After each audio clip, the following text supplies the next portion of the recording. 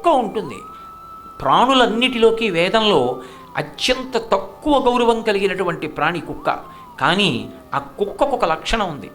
లోపల యజమాని పడుకున్నాడు, లేదా ఇది నా యజమానిది అని ఒక్కసారి గుర్తిస్తుంది. దేని చేత? చేతితో పెట్టిన పట్టెడన్నానికి వశవర్తి. ఇంత అన్నం పెట్టామనుకోండి అంతే తోక ఊపుతుంది. నేను ఊళ్ళో ఉన్నానా, నేను ఊళ్ళో లేనా అన్న దానితో సంబంధం ఉండదు. సంబంధం లేకుండా ఆ కుక్క నా ఇంటి ముందు నిలబడి ఎవరైనా దొంగలు తలుపు తీయాలని ప్రయత్నిస్తే అది మురుగుతూనే ఉంటుంది. కర్రలు పెట్టి కొట్టండి, రాళ్ళ పెట్టి కొట్టండి, దూరంగా పోయినా మురుగుతుంది తప్ప ఊళ్ళో లేడు కదా నేను ఇప్పుడు మరగకపోతే మురిగానో మరగలేదో యజమానికి తెలిసే ఉంటేనే ఊరుకోదు. పట్టెడన్నానికి కుక్క వశవర్తి అయిపోయింది. అందుకే విశ్వాసపాత్రమైన ప్రాణి అని కుక్కని విడిచిపెట్టి వీధిలో యజమాని సంతోషంగా వెళ్ళిపోతాడు. ఒక ఎద్దు, దానికి ఏమీ తెలియదు. ఏమీ తెలియనటువంటి ఎద్దుని ఎద్దు బండి పైకెత్తి కాడి కింద మెడ పెట్టమంటే మొదట్లో మొరాయిస్తుంది. ఒక్క 4 రోజులు బండి కట్టేసిన తర్వాత ఇక రైతు అసలు ఎద్దుని లేపి తీసుకురాడు. ఎద్దు అక్కడ పడుకుంటుంది, ఇంకో ఎద్దు అక్కడ పడుకుంటుంది.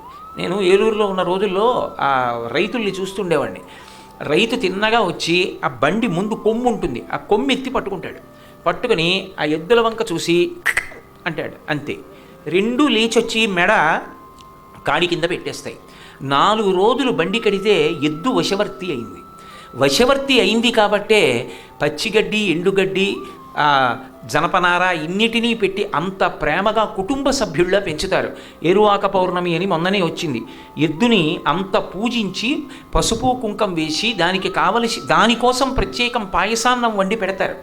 అంత పూజిస్తారు.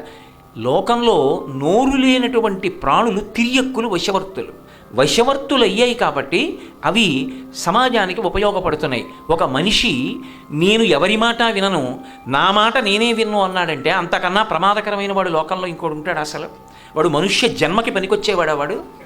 కాబట్టి అన్నిటికన్నా అవసరమైనది ఏది అంటే తనంత తాను స్వచ్ఛందముగా వశపడాలి.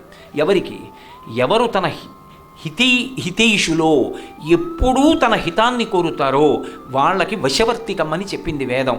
తల్లి, తండ్రి, గురువు, ఈ ముగ్గురికి ఆయన వశవర్తి. అంటే వాళ్ళు ఇచ్చిన శాసనం గురించి తాను ఆలోచించాడు. వాళ్ళు చెప్పింది శాసనం అంతే, వాళ్ళు ఏది చెప్పారో దాన్ని చేస్తాడు. అలా చెయ్యడానికి ఏది ఉండాలి అంటే వినయం ఉండాలి.